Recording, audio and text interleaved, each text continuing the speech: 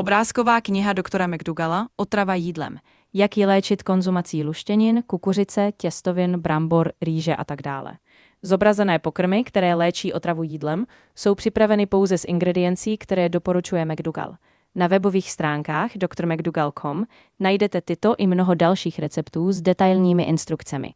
Zapomeňte na to být rozumní, uvážliví, umírnění, opatrní či střídmí. Tak to nefunguje. Musíte napravit to, co jíte. Střídmost za účelem zbavení se návyků, které ohrožují život, nefunguje. Kuřák nikdy nepřestane kouřit tím, že omezí počet cigaret. Alkoholik se nikdy nevyléčí tím, že zamění pivo za víno. Otravu jídlem musíte vyřešit stejným způsobem, dobře nebo špatně, správně nebo nesprávně, jet nebo zastavit, zelená nebo červená, jako byste léčili drogovou závislost. Jednoduše řekněte ne jídlu, které vám a vaší rodině způsobuje otravu. Na naší straně je pravda a úspěch. Velkoproducenti masa, mléka, vajec a zpracovaných potravin mají všechny peníze. My však nakonec nad nimi zvítězíme. McDougallova dieta. Pravda je jednoduchá a snadno pochopitelná. McDougallova dieta je založená na škrobovinách se zeleninou a ovocem. McDougallova dieta neobsahuje žádné živočišné produkty ani rostlinné oleje. McDougallova dieta může obsahovat menší množství soli, cukru i koření. Škroboviny. Škroboviny jsou části rostlin, které jsou zdrojem spousty energie, potřebné pro vaše každodenní činnosti. Obsahují velmi málo tuků a žádný cholesterol. Jsou bohaté na bílkoviny, vitamíny a minerály. Škroboviny jsou nepostradatelné, abyste uspokojili chuť k jídlu a zároveň byli štíhlí, silní a zdraví. Jeste škrob. Neškrobová zelenina, tyto části rostlin dodávají jídlu přitažlivost, barevnost, chuť a některé důležité vitamíny A a C, neposkytují však dostatečné množství kalorií, aby pokryly vaši denní potřebu. Jsou to pouze přílohy. Musíte jíst dietu založenou na škrobech. Ovoce. Ovoce obsahuje především jednoduché cukry, společně s některými vitamíny a minerály. Dodává pokrmům sladkost. Jeho schopnost uspokojit chuť k jídlu je však minimální. Obecně platí, že 1 až 4 kusy ovoce denně jsou správným cílem. Musíte jíst dietu založenou na škrobech. Tohle není jídlo. Všechny živočišné produkty obsahují velké množství cholesterolu, živočišných bílkovin a tuků. Neobsahují žádný škrob, žádnou vlákninu ani žádné další pro zdraví nepostradatelné cukry. Obsahují velká množství lidem škodlivých chemikálií a nebezpečných bakterií, parazitů a virů. Lidé jsou nemocní, protože jí jako králové a královny. Historické texty a obrázky vypovídají o tom, jak bohatí lidé, kteří si mohli dovolit jíst maso, drůbež, ryby, sýry, mléko a tak dále, byli obézní a nemocní.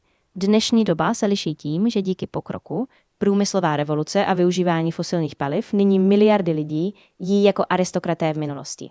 Jaké jiné výsledky můžete očekávat od konzumace všech těch hutných jídel, nabízených v řetězcích Burger King, Dairy Queen, McDonald's, Taco Bell, KFC a všech restauracích a obchodech s potravinami?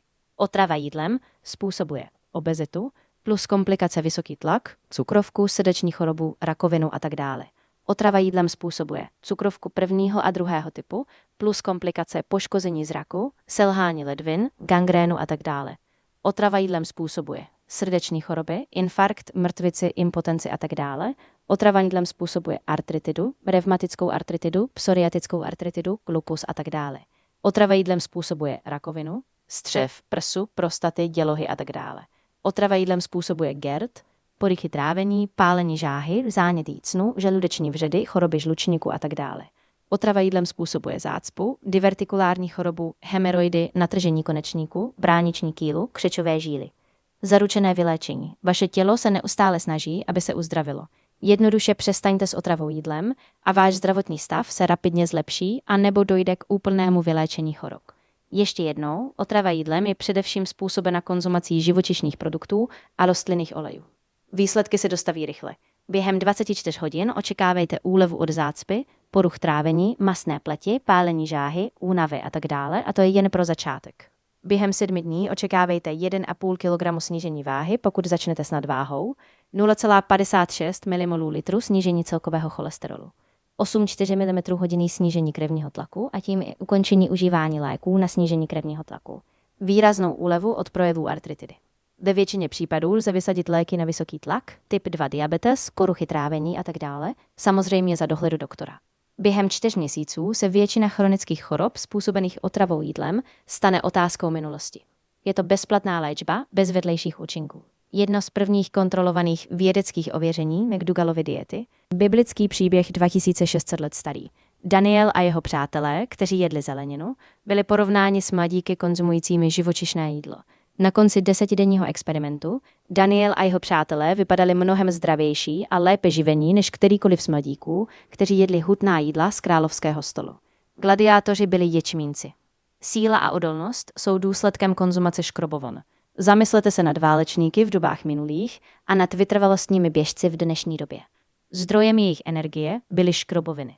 Vítězové nikdy nejedli a nejí mnoho masa, drůbeže, mléčných výrobků a tak dále. Nejeste maso, hovězí, vepřové, jehněčí, divočinu, bůvolí, velrybí a tak dále, drůbež, kuře, krůta, kachna a tak dále. Nejeste ryby, losos, tuňák, okoun, korýše, humr, garnát, krab a tak dále. Nejeste vejce, slepičí, husí, kachní, pštrosí a tak dále. Nejeste mléko, kravské, kozí, ovčí, velbloudí a tak dále. Sýry, kravské, kozí, ovčí, velbloudí a tak dále. Máslo nebo margarín, dokonce ani veganská másla a margaríny a tak dále. Nejeste napodobeniny masa a sýrů, párek, klobása, karbanátek, lunch meat, sýr, zmrzlina a tak dále. Většinou jsou vyrobené z izolovaných sojových proteinů kombinovaných s dalšími chemikáliemi. Také se vyvarujte produktů vyrobených z proteinů pšenice, hrachu, hub a tak dále. Nejeste rostlinné oleje, kukuřičný, lněný, olivový, ze světlice barvířské. Pamatujte, tuk, olej, který jíte, je tuk, který nosíte. Podvodný marketing za účelem prodeje nebezpečných potravin.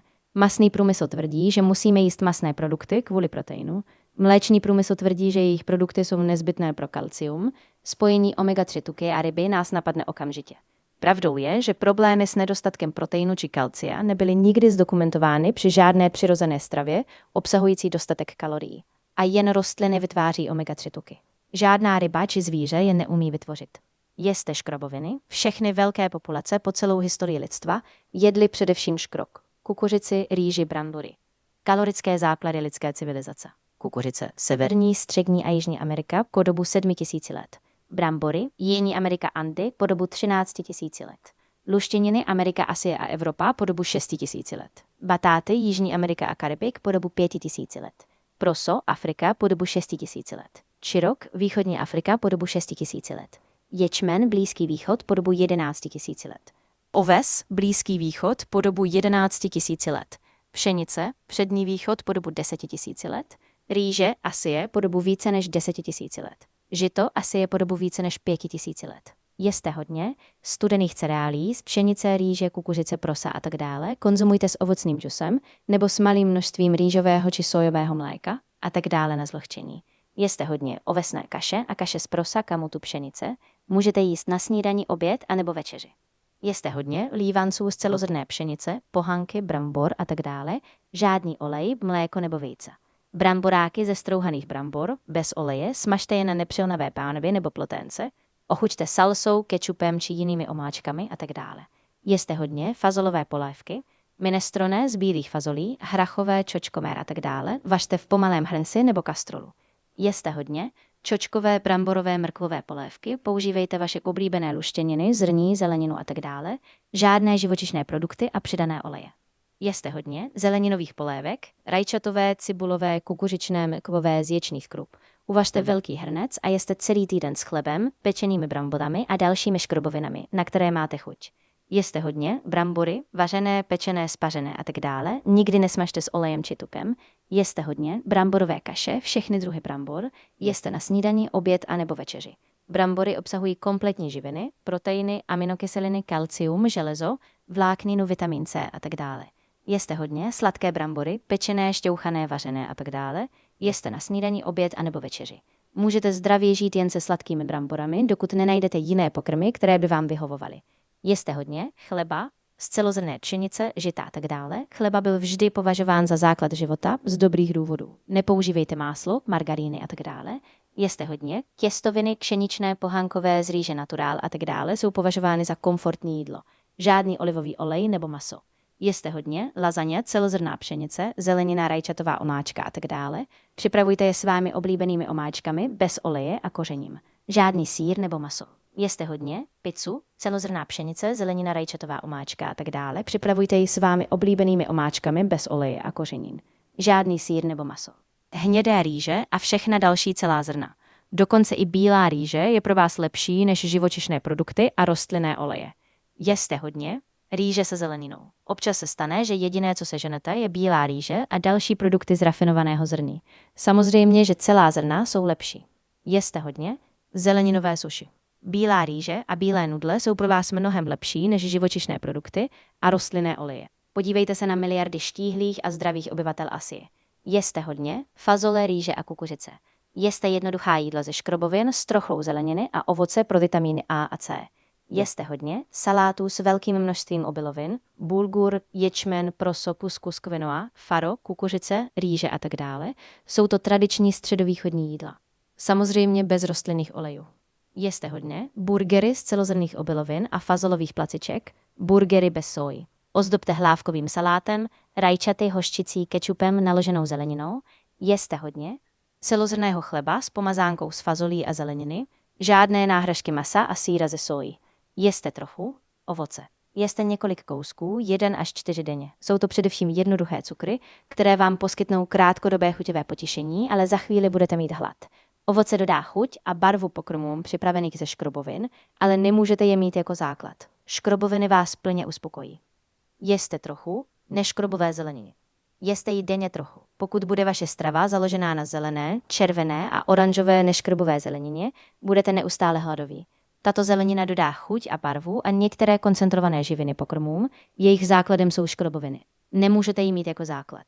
Opatrně s tofu a produkty z přírodní soji. Jsou plné tuků, tofu, miso, sojové mléko a jiné jsou vhodné jako doplněk vaší stravy. Ne však jako hlavní chod. Pamatujte, žádné náhražky masa a sýra. Opatrně s ořechy a semeny. Jsou plné tuku, způsobí vám nadváhu a obezitu. Můžete se stát tlustými vegany. Mohou pomoci těm, kteří potřebují přibrat. Opatrně s avokádem. Je plné tuku, 90% kalorií je z tuku, sice dobrého, ale způsobujícího nadváhu. Může pomoci těm, kteří potřebují přibrat. Opatrně s sušeným ovocem, mnoho kalorií z jednoduchých cukrů, minimální pocit nasycení. Může pomoci těm, kteří potřebují přibrat a je vhodné pro vytrvalostní atlety. Opatrně s ovocnými šťávami, mnoho kalorií z jednoduchých cukrů. Kvalitu jídla nevylepšíte, když ho rozbijete na 1000 kousků. Totéž platí pro zeleninové šťávy. Minimální pocit nasycení. Mohou pomoci těm, kteří potřebují přibrat a jsou vhodné pro vytrvalostní atlety.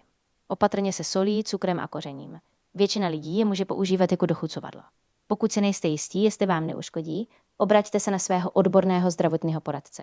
Neberte suplementy, vitamíny, minerály a ostatní rostlinné živiny jsou důležité pro zdraví, ale musíte je získat v jejich přírodním původním balení. Izolované koncentrované látky, které jsou obsažené v pilulkách, zvyšují riziko úmrtí, srdečních chorob a rakoviny. Jedinou výjimkou je vitamin B12. Berte vitamin B12. Riziko nedostatku vitamínu B12 je extrémně nízké, 1:1 a je potřeba více než 3 let, než by se projevilo. Pro eliminaci tohoto minimálního rizika berte tento suplement. Potřebujete méně než 5 mikrogramů mcg denně, avšak v obchodech prodávané tablety s nejmenším dávkováním obsahují 500 mcg. Naštěstí nejsou žádné vedlejší účinky z předávkování. 1 taková tableta týdně postačí. Slunění a pohyb, trochu lehkého pohybu, chůze, plavání, jízda na kole, nezraňte se při vysilující námaze. Trocha slunění je nezbytná, vitamin D a další výhody, ale nepřehánějte to. Informace na závěr. Pokud nechcete zachránit sebe a svou rodinu, co takhle naši planetu. Hospodářská zvířata produkují více než polovinu plynů způsobujících globální oteplování. Masný a mléčný průmysl, velkoproducenti drůbeže a vajec i velkoproducenti ryb jsou největšími neregulovanými znečišťovateli životního prostředí. Naštěstí tomu všemu můžeme zabránit hned teď. Prostě řekneme ne k otravě jídlem. Místo toho budeme jíst fazole, chléb, kukuřici, těstoviny, brambory, sladké brambory, rýži a tak dále. Sdílejte laskavě s ostatními. John a Mary McDougall. Pokud měníte své stravování anebo léky, konzultujte to s odbornými zdravotními poradci, kteří této problematice rozumí.